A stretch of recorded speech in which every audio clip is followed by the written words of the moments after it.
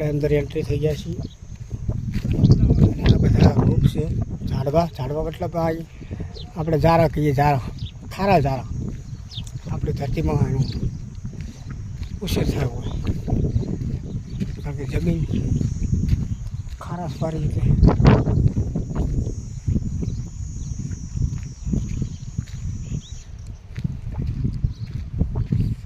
જો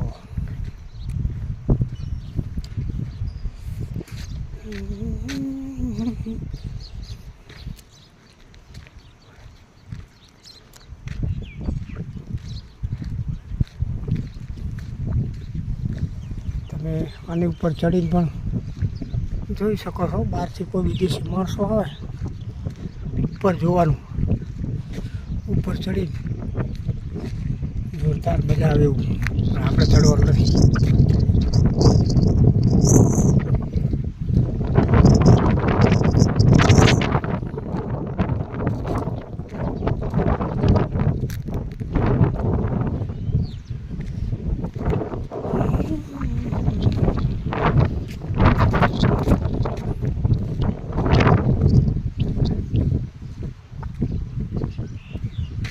જોવાલાયક જ છે.